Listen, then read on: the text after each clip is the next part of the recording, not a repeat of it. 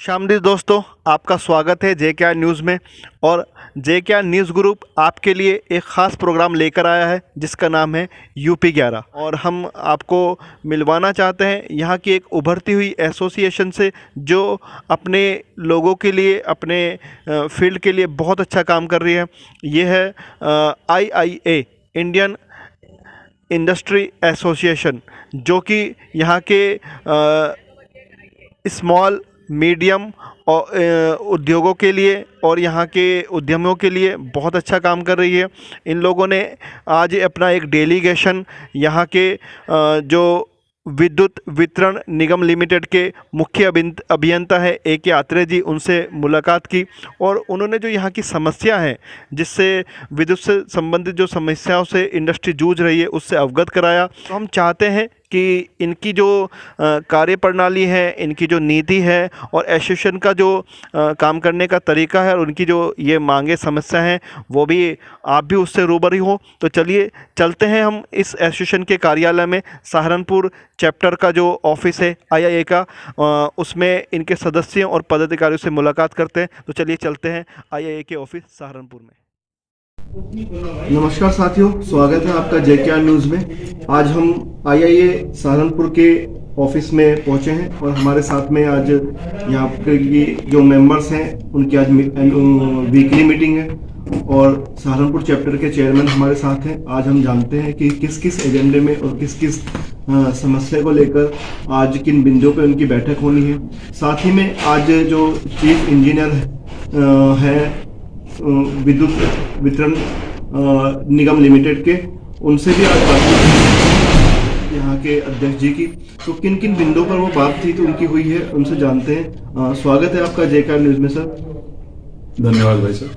तो हम ये जानना चाहते थे कि जो मुलाकात हुई है, तो औद्योगिक क्षेत्र से और व्यापारियों की जो आपने समस्याएं रखी है उनके सामने, तो उनकी तरफ से क्या आश्वासन मिला है और किन किन बिंदुओं पे वो बातचीत रही है।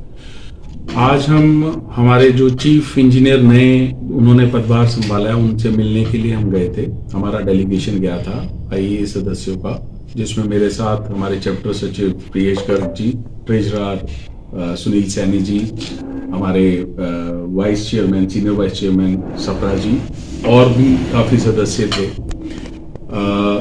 पहले तो आज हमने उनका स्वागत किया है क्योंकि उन्होंने नया पदभार यहाँ संभाला है और हमने उनका अपने शहर में आने के लिए उनका अभिनंदन और स्वागत किया है।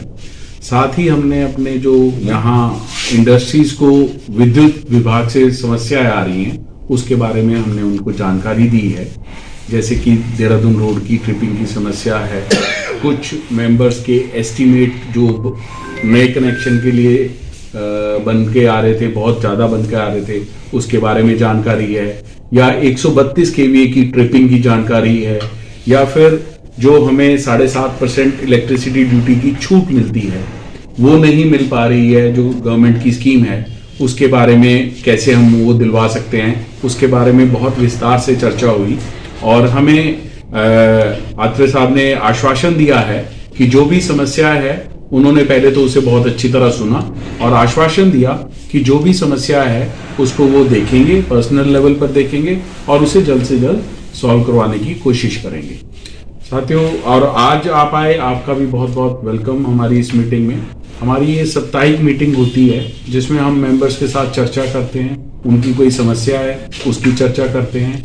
यहाँ पर हमारे सहारनपुर चैप्टर की पूरी टीम बैठती है। जैसे कि आपको मालूम है, Indian industries association, small scale industries association जो SME सेक्टर की सबसे बड़ी एसोसिएशन है पूरे हिंदुस्तान की और लीडिंग एसोसिएशन है। इसका काम है लघु मध्यम और सूक्ष्म उद्योगों को बढ़ावा देना और उसको सपोर्ट करना।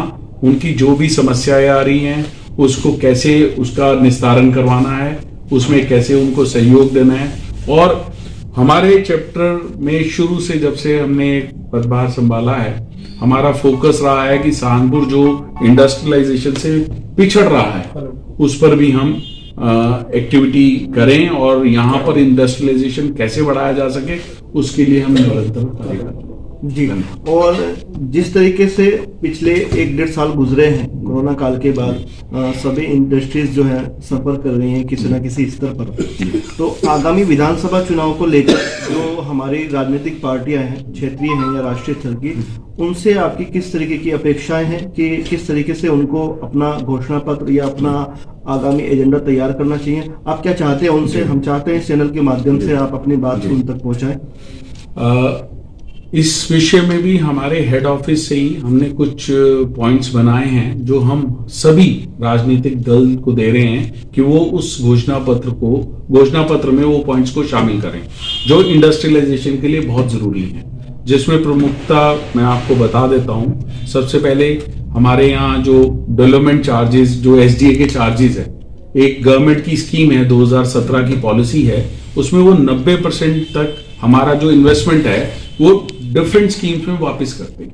तो हमने उन्हें ये कहा है कि वो उसमें डेवलपमेंट चार्जेस, जो एसडीए डेवलपमेंट चार्जेस हैं, वो भी उसमें सम्मिलित कर लिए जाएं और वो भी उन 90% के तौर पर वो डिफरेंट जिस तरह वो वापस करते हैं तो वो भी सम्मिलित करके वो भी वापस होना चाहिए। दूसरा, हमने ये कहा है कि जेम पोर्टल गवर्नमेंट ने बनाया हुआ है, उसमें 25% तक अभी तक परचेज की जाती है एसएमई सेक्टर से, लेकिन वो क्योंकि टेक्निकल इतनी कंडीशंस होती हैं, वो जनरली एसएमई सेक्टर उसे मीट आउट नहीं कर पाता, वो टारगेट पीछे के पीछे ही रह जाते हैं। मैं आपको बताना चाहूंगा, एक बहुत बड़ी आबादी, लगभग 90 लाख एसएमई यूनिट यूपी में एसएमई यूनिट्स हैं, जिसमें लगभग 1,65,00,000 लोग डायरेक्टली काम कर रहे हैं। तो अगर आप टोटल करें तो लगभग 2.5 करोड़ लोग एसएमई सेक्टर से डायरेक्टली जुड़े हुए हैं। उनके परिवार अगर 4 लोग भी लगा लें उनके परिवार में से, तो आप ये मानेंगे कि लगभग 10 करोड़ लोग जुड़े हुए हैं एसएमई सेक्टर से डायरेक्टली। इतनी बड़ी आबादी जुड़ी हुई है, तो हम ये कह रहे हैं कि जेम पोर्टल जो है उसमें लगभग 30% बाइंग सिर्फ एसएमई सेक्टर से होनी चाहिए और उसमें कोई टेक्निकल कंडीशन नहीं होनी चाहिए। इसके अलावा जो यूपीसीडा और जो हमारे जितनी जमीन है उसे फ्री होल्ड कर देना चाहिए जो अभी लीज पर है। और इसके अलावा हमने उनसे एक और मांग रखी है कि वो अपने घोषणा पत्र में शामिल करें कि हमारे विधान परिषद में हमें सीटें दी जाए, क्योंकि जैसे टीचर्स को सीटें दी हुई हैं, उन्होंने विधान परिषद में उसका रिप्रेजेंटेशन है। हमारे 10 करोड़ लोग, इतनी बड़ी आबादी हमारे संबंधित है, तो हमारी रिप्रेजेंटेशन विधान परिषद में भी होनी चाहिए। इसी तरह हमने ग्रीन एनर्जी को बढ़ावा देने के लिए हम ये चाहते हैं, जैसे अन्य प्रदेशों में सोलर नेट मीटरिंग का सिस्टम है, हमारे यूपी में भी वो इंडस्ट्री के लिए नेट मीटरिंग का सिस्टम होना चाहिए। और हम ये चाहते हैं ग्रीन एनर्जी को बढ़ावा देते हुए पीएनजी पर आसपास की जो हमारे राज्य हैं उसमें वैट बहुत कम है, तो हम भी चाहते हैं कि यूपी में वो 10% लगता है वैट पीएनजी पर, तो वो वैट भी कम होना चाहिए। और इसके अलावा मंडी शुल्क, जैसे हमारी कोई फूड इंडस्ट्री है या हमारी वुडन हैंडीक्राफ्ट इंडस्ट्री है, वो उत्पाद लेती है तो मंडी शुल्क लगता है उसमें, तो हम ये चाहते हैं कि वो मंडी शुल्क भी खत्म होना चाहिए। तो इस तरह की हमारी कुछ मांगे हैं, हमने उस पर पूरा एक ज्ञापन बनाया हुआ है, तो हमने सभी राजनीतिक पार्टियों को दिया है। अभी 2 दिन पहले मैंने ये हमारे यहाँ सांसद जी आए थे, बीजेपी का कार्यक्रम था, उसमें उन्हें भी दिया है। कल हमारे राष्ट्रीय अध्यक्ष हैं, वो बीजेपी के जो उत्तर प्रदेश के अध्यक्ष हैं स्वतंत्र देव जी, उन्हें भी वो देकर आए हैं। तो इस तरह हम सभी पार्टी को, कांग्रेस हो, सपा हो, सबको हम ये प्रेषित कर रहे हैं कि वो अपने घोषणा पत्र में इसको शामिल करें, क्योंकि देखिए हमारा ये मानना है कि जब तक हम सभी राजनीतिक पार्टी एसएमई सेक्टर के लिए नहीं सोचेंगे तब तक उस एरिया का विकास नहीं हो सकता, क्योंकि एसएमई सेक्टर रीढ़ की हड्डी है। एग्रीकल्चर सेक्टर के बाद सबसे ज्यादा एम्प्लॉयमेंट देने वाला सेक्टर यही है। जीडीपी में बहुत बड़ा योगदान है इसका, एक्सपोर्ट्स में बहुत बड़ा योगदान है।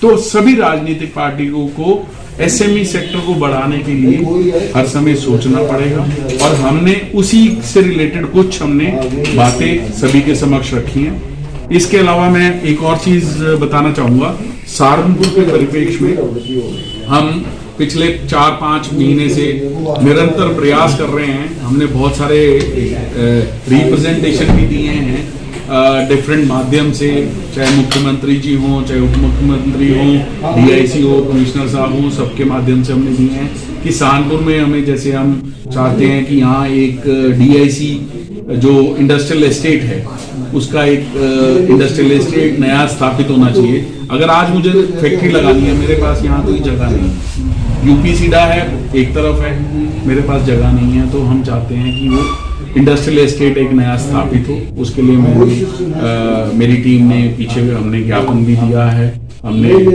नवनीत सहगल जी को भी भेजा है। इसके अलावा हम यहाँ चाहते हैं कि एक्सपोर्ट डेवलपमेंट सेंटर यहाँ स्थापित होना चाहिए, जैसे प्रदेश के 9 जिलों में स्थापित हुआ है, क्योंकि यहाँ वुडन हैंडीक्राफ्ट एक्सपोर्ट लगभग 1000 से 1200 करोड़ का है, जो अभी और बढ़ रहा है। और इसके अलावा हम ओडीओपी में शामिल कैसे हौजरी को शामिल करवाने के लिए भी प्रयास कर रहे हैं। हम उस पर भी बहुत जगह रिप्रेजेंटेशन दे रहे हैं, बातचीत कर रहे हैं कि किसी तरह हौजरी को as a second product ODOP में शामिल हो जाए, ताकि यहाँ का एक मुख्य उद्योग है और उससे गति मिलेगी। उसके अलावा हम काफी चर्चा कर रहे हैं कि यहाँ पर किसी तरह इंडस्ट्रियल पार्क्स एस्टेब्लिश हो जाए। क्या है, हमारे चारों तरफ दूसरे प्रदेश हैं, वहां पर बहुत अच्छी स्कीम्स हैं। उत्तराखंड ले लीजिए, वहां पर बेनिफिट अलग हैं, हरियाणा में कुछ स्कीम दी हुई है। तो हम ये चाहते हैं कि सहारनपुर में अगर कोई SEZ आ जाएगा, कोई टैक्स हॉलीडेज मिल जाएंगे, कुछ एक्स्ट्रा बेनिफिट मिलेगा, तो यहाँ पर भी इंडस्ट्री और आएगी। क्योंकि आप देखिए ये बहुत बड़ा जंक्शन है, लेकिन इतना बड़ा जंक्शन होने के बाद भी एक चारों तरफ से डिफरेंट स्टेट से वेल कनेक्टेड है, तब भी यहाँ इंडस्ट्रियलाइजेशन उस स्पेस में नहीं बढ़ पाया। तो हमारा प्रयास है कि इस तरह का कोई योजना ले आए, और इसके अलावा डिफेंस कॉरिडोर लाने के लिए हम बातचीत कर रहे हैं, जो अलीगढ़ तक है। हम चाहते हैं कि सहारनपुर में भी वो डिफेंस कॉरिडोर यहाँ बने, तो यहाँ पर इन सब एक्टिविटीज से इंडस्ट्रियल बेस मिलेगी और यहाँ पर इंडस्ट्रियलाइजेशन होगा। जब इंडस्ट्रियलाइजेशन होगा तो शहर की ग्रोथ ऑटोमेटिकली होगी। ये देखिए, हमारे साथ में अध्यक्ष जी ने काफ़ी महत्वपूर्ण बिंदुओं पे ध्यान केंद्रित किया है।